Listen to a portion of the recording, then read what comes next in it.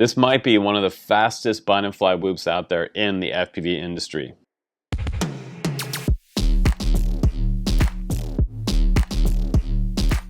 Welcome back to the channel, guys. Another Sub250G quad in my hands today for review. We're going to check out the WhoopFly16. It is a bind and fly tiny whoop that runs on a 1S 530 milliamp battery from Sub250G. It has a brand new connector on here, but I do have a 6-in-1 charger that you guys can link to in the video description and grab one of these. It runs off of a 4S 1300, which is great because it has an XT60 on board and we can charge other batteries on there as well. 1S PH 2.0 batteries, so charge your original tiny whoop batteries and this brand new connector. So today we're going to take this outside, we're going to fly it, and we're also going to do an indoor flight with my walk snail goggles.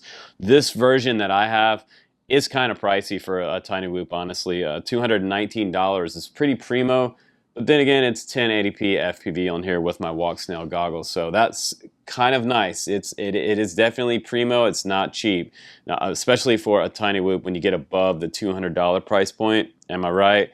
Make some comments down below about that. But you can also get it in the analog version, which is around $129. So there is kind of a saving grace for you guys that have analog goggles already. If you already have walk snail, then you're kind of used to those price points. They are kind of high, but they don't have a DJI version. They do have an HD0 version of this as well for around the same price as the Avatar version. So without further ado, we're going to bind up my TBS Nano receiver on here, which I'm also excited about, to my Crossfire on my Boxer, and that's what we're going to fly this on today. This is my setup for my WhoopFly16. Here we go. We're going to do some indoor flying and then some outdoor flying. We'll come back to the bench and we'll check this out as always, and I'll give you my honest opinion on this WhoopFly16 from Sub250G. Here we go.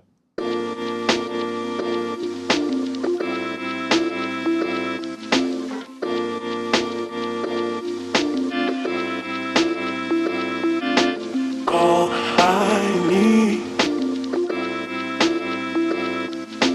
all I need.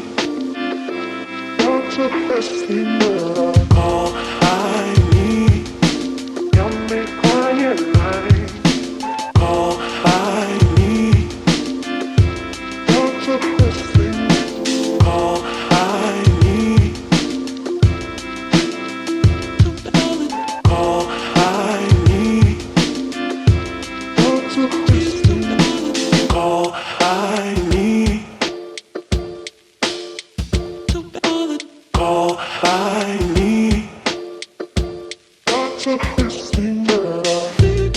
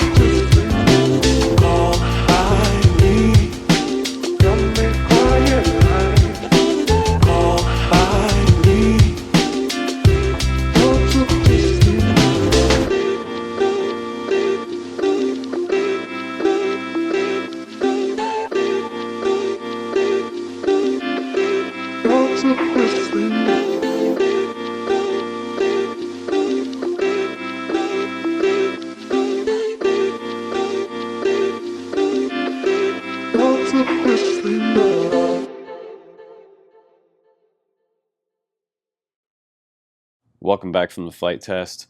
So this quad is literally so fast. You can lower the camera angle all the way down to almost 0 degrees pitch and it will still haul ass around the house. Like, it is stupid fast. And my first flight, I just found myself like bouncing off of things. So if you've never really flown FPV before, this one might be a bit fast for you. You can probably put some expo on all the axes inside Betaflight, limit the throttle to about 80%. Maybe that will help you a little bit, but these motors are stupid fast. And the other thing is, I'm glad that they have varying different price points in the entry level of this quad, because I think that $229 for the HD Zero version is really expensive for a tiny whoop, let's be honest. And also the Avatar mini version at $219, that's not cheap either for a tiny whoop. But it is fun to fly.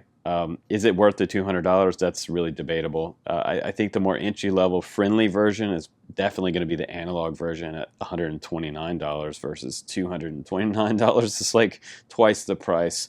The batteries themselves, they're the 530 milliamp batteries. You can get them in 6-packs for around $13, which is pretty cost effective for drone batteries these days. And this is an example of the charger that I have here. This is the 6-in-1 charger, meaning that it can charge 6 at once. It has a digital display here. It has the XT60 on end. It also has a 12-volt barrel connector right here and a USB port for, say, plugging in a power bank to this. It does run around and show you the voltage of each battery as it's charging, which I love. It's a super simple charger. I've used it for years on my tiny whoops, and I was happy to see that they came out with this version. These batteries will charge up to LIHV standards at 4.35 volt. And I think the runtime on these batteries is somewhere around a maximum of 4 minutes. You also get a pretty cool plastic storage box with your WhoopFly16. And inside the storage box, you get quite a few accessories. We get an Avatar cable, and this is basically going to hook up to your Avatar VTX to download the videos to your computer. This does not come with the analog version. And inside you get quite a few accessories in this bag. You get a quick start guide from Sub250G, which tells you how to set up SPI ELRS receivers on there, as well as TBS. And we have some extra foam bumpers, a screwdriver, some 3M sticky tape for putting on those bumpers, as well as some extra 1.6-inch props. You get a 2mm Allen key and some extra bolts for the frame. You get a Red Fox A1 user manual that shows you the layout of the flight controller and the ESCs, QR code for the user manual on this quad, and more information for setting up different UARTs. I think it's great that you have Crossfire on this quad. It's pretty nice. Now let's talk about this WhoopFly16, the quad itself, the frame, the components, and everything that Sub250G decided to put on here. First off, this frame is 75mm whoop size, 1.6-inch props. They're the Gem Fan props, and you can get replacements for those. Those are 1608.3. They're just push on with no hardware, putting them into the motors. The motors powering this power system are 1008 style motors, and they are pretty fast. And it's nice because it provides kind of an unobstructed frame type of airflow under here, since you have this inverted motor design. I also do really like the fact that they did some attention to detail here with the super thin bumpers, and the fact that we get 2 extra colors in the box to choose from. I thought that was kind of a nice detail. It says in the manual that we can get around 30 degrees tilt with this camera, but I found that just having it down at 0 or just tilting it up a little bit to max didn't really make a big difference. It's just fast no matter what you do with this camera. And the lens on that camera is the Caddx Ant Eco lens. And if you want to save a little bit of weight, the ELRS version, the SPI version, weighs in at about 35.2 grams. And one of the reasons that these motors are so hopped up is because they are 21,000 kV motors. They are super high kV and they are built for speed. On the bottom of the frame, we have the battery cage, which really only accommodates that 530 milliamp battery. If you want to put a larger battery on here, something like a 700 1S, you'll have to use a battery strap through here or side to side somehow. They also have plug-and-play motors, so if you look really closely right here, these come off and you can plug a new one in if you have a problem. That's great because you don't have to solder a new motor on there. That makes it a lot easier and a lot more user-friendly. So as you guys know, I mean, I'm doing my review at this point after some of the other reviewers have done their reviews, and I have watched their reviews. Everybody seems to think this one flies really well. It is crazy durable. Mine bounced off things and kind of kept going, and I feel like it's because of this frame does definitely feel like milk jug plastic or something similar to that. It is super durable and extra thick down here. This is much thicker than anything I've ever seen Beta FPV release. So as far as durability goes, I think this will also be one of the most durable whoops out there. All right, guys, so let's just take a minute and get real about this quad. The WhoopFly16, my first impression is that it's extremely fast. It's also extremely fun. The tune on here is good, and I think that this frame is really durable. I was also happy to see that they have a TBS Crossfire version because I have the Crossfire module, and ELRS sometimes, SPI ELRS can be a little bit finicky and hard to set up. So for guys that are new, I would suggest getting the Crossfire version. Go for the Crossfire. You can get out there over a mile away, but with a 4-minute flight time, you better not go too far because you're going to probably never be able to find this. But you can set up an active ESC beeper inside Betaflight, so you can have some kind of beeper. It doesn't have a built-in beeper on here or a physical beeper, so you can do that inside Betaflight. I'm also happy to see that they're using the newer connector on the back, which gives us a better power to weight ratio. As far as the power goes, I think it's good on these 1002 motors. 21,000 kV is nothing to shake a stick at. It's pretty fast. And if you're wanting to do some tiny whoop racing on 1S, this quad will smoke other people if you really know how to take those corners. It is really insanely fast. I'm also happy to see that Sub250G offers an analog version, because in my honest opinion, you guys, like the walk snail version at $219, it's pretty expensive for a tiny whoop. Also, the $229 HD Zero version is also pretty expensive. So it's nice to see that they have a quad that flies this good in an analog version. Thank God for that. But I would like to see that there was a DJI version of this one. Maybe a D-Case Cadex would be super nice. But that's probably not going to happen. So I'm happy with what I have here, and I don't have a lot of bad stuff to say about it, other than it's just so fast that you're going to have to kind of take some time to get used to it on the sticks. Maybe tone down the throttle and tone down the rates a little bit, first and foremost, especially for indoors. If you have a smaller house, this is going to be really tough to fly inside if you're brand new. You're going to be hitting the walls a lot, and thank God you have foam bumpers and an ultra durable frame. You're definitely going to need it. So not your first FPV quad. If you're going to buy something brand new, I don't recommend this one as your first FPV experience. I suggest getting something like the Beta FPV Meteor 75 or 6.5. Start out with something like that and then move your way up to something like this one, because this one is a rocket.